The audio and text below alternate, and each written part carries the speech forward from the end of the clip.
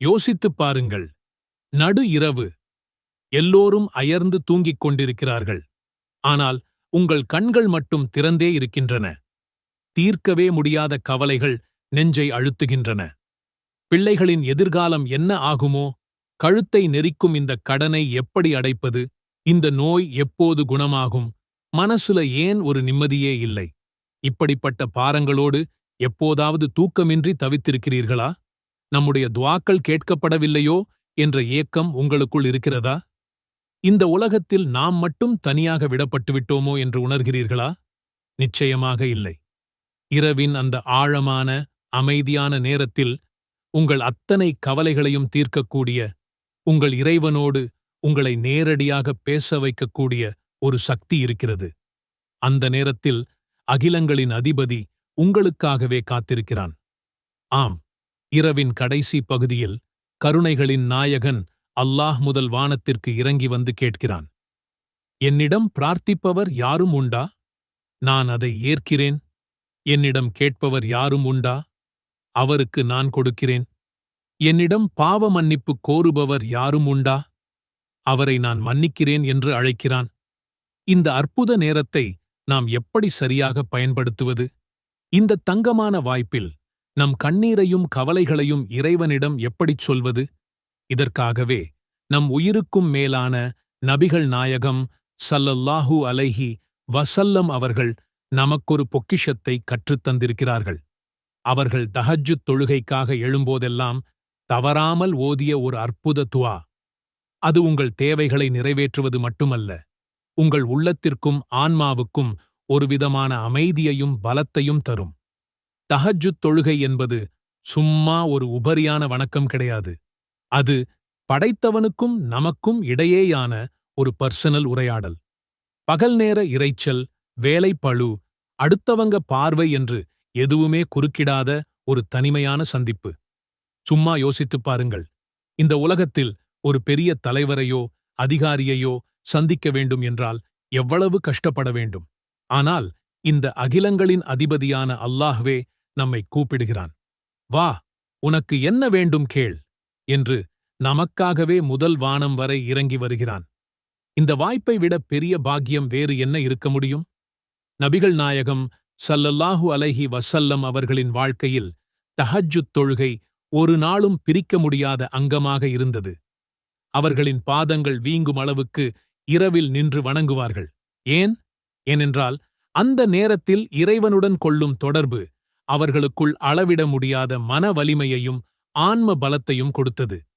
பிரச்சனைகளை தைரியமாக எதிர்கொள்ளும் சக்தியையும் தந்தது. இந்த தஹஜ்ஜுத் நேரம் என்பது இஷா தொழுகைக்குப் பிறகு ஃபஜ்ருடைய நேரத்திற்கு முன்னுள்ள நேரமாகும்.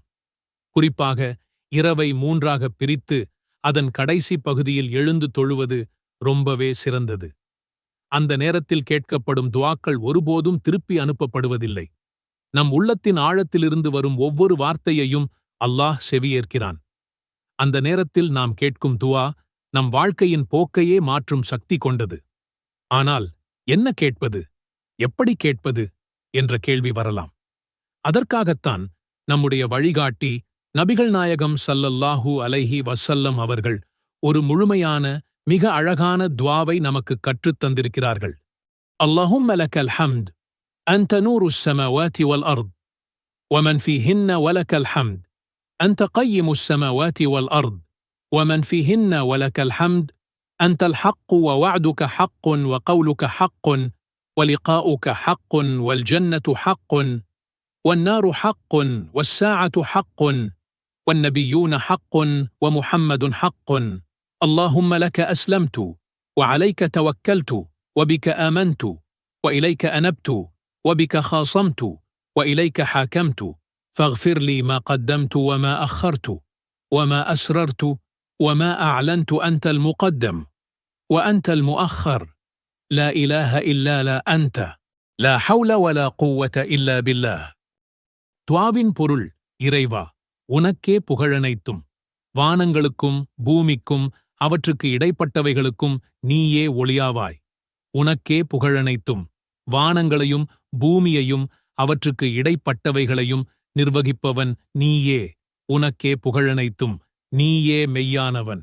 உனது வாக்குறுதி மெய்யானது, உன் சொல் மெய்யானது, உன்னை நாங்கள் சந்திப்பது மெய்யானது, சொர்க்கம் மெய்யானது, நரகமும் மெய்யானது, யுக முடிவு நாளும் மெய்யானது, நபிமார்கள் மெய்யானவர்கள், முஹம்மதும் மெய்யானவர். இறைவா, உனக்கே கட்டுப்பட்டேன், உன் மீது நம்பிக்கை வைத்தேன், உன்னையே நம்பினேன், உன்னிடமே மீள்கிறேன், உன்னைக் கொண்டே வழக்குரைக்கிறேன், உன்னிடமே தீர்ப்பு கோருகிறேன். எனவே நான் முன் செய்தவைகளையும் பின்னால் செய்யவிருப்பதையும் நான் இரகசியமாகச் செய்ததையும் நான் வெளிப்படையாகச் செய்ததையும் மன்னிப்பாயாக.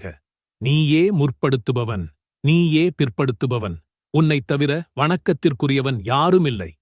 இந்த அற்புத துவாவை இன்றிலிருந்தே உங்கள் தஹஜ்ஜுத் தொழுகையில் ஒரு பகுதியாக ஆக்கிக் கொள்ளுங்கள். ஆரம்பத்தில் ஒரு பேப்பரில் எழுதி வைத்துப் பார்த்து ஓதுவதில் தவறில்லை. போகப் போக இன்ஷா அல்லாஹ் மனப்பாடமாகிவிடும். ஒவ்வொரு நாளும் இரவின் அமைதியில் எழுந்து உளூ செய்து 2 ரகத்கள் தொழுதுவிட்டு பின்னர் கையேந்தி இந்த வார்த்தைகளைக் கொண்டு உங்கள் இறைவனுடன் பேசுங்கள். அதன் பிறகு உங்கள் தனிப்பட்ட தேவைகளை உங்கள் தாய்மொழியில் உங்கள் உள்ளத்தின் ஆழத்திலிருந்து வரும் வார்த்தைகளைக் கொண்டு கேளுங்கள். உங்கள் கண்ணீரை அவனிடம் கொட்டுங்கள். நிச்சயமாக அவன் உங்கள் அழைப்புக்கு பதிலளிப்பான். உங்கள் பிரார்த்தனைகள் வானத்திற்கும் பூமிக்கும் இடையில் நிறுத்தப்பட்டால் என்ன செய்வீர்கள்? அல்லாஹ்வை நேரடியாகச் சென்றடைய ஒரு ரகசிய திறவுகோல் இருக்கிறது.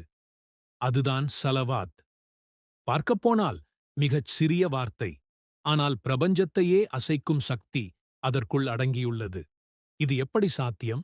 வாருங்கள் விரிவாகப் பார்ப்போம். ஸலவாத் என்பது நபி ஸல்லல்லாஹு அலைஹி வஸல்லம் அவர்கள் மீது அல்லாஹ் பொழியும் கருணை மற்றும் நாம் அவர் மீது காட்டும் அன்பின் வெளிப்பாடு. அல்லாஹும்ம ஸல்லி அலா முஹம்மத் என்ற இந்த சிறிய வாக்கியத்திற்குள் நம் வாழ்வின் போக்கையே மாற்றியமைக்கும் மாபெரும் சக்தி மறைந்துள்ளது. திருக்குரான் மிகத் தெளிவாகக் கூறுகிறது, நிச்சயமாக அல்லாஹ்வும் அவனுடைய மலக்குகளும் நபியின் மீது ஸலவாத் சொல்கிறார்கள். நம்பிக்கையாளர்களே, நீங்களும் அவர் மீது ஸலவாத் சொல்லி சலாம் கூறுங்கள். இது சாதாரண வேண்டுகோள் அல்ல, இது அல்லாஹ்வின் நேரடி ஆணை.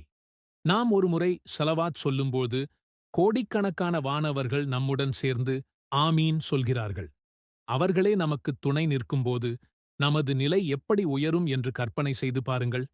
நபி ஸல்லல்லாஹு அலைஹி வஸல்லம் அவர்கள் கூறினார்கள், யார் என் மீது ஒருமுறை ஸலவாத் சொல்கிறாரோ அவருக்கு அல்லாஹ் 10 நன்மைகளை எழுதுகிறான், 10 பாவங்களை மன்னிக்கிறான், 10 அந்தஸ்துகளை உயர்த்துகிறான், மேலும் அவருக்காக 10 ஸலவாத் திரும்பச் சொல்கிறான். சுருக்கமாகச் சொன்னால், நன்மைகள் உங்கள் கணக்கில் பொக்கிஷமாய்ச் சேரும், பாவங்கள் இருந்த இடம் தெரியாமல் அழிக்கப்படும், சுவர்க்கத்தின் அந்தஸ்து உச்சத்தை நோக்கி உயரும். இப்னு மஸ்ஊத் அவர்கள் கூறினார்கள், உங்கள் துவாவிற்கு முன்னும் பின்னும் ஸலவாத்தைக் கொண்டு அலங்கரியுங்கள்.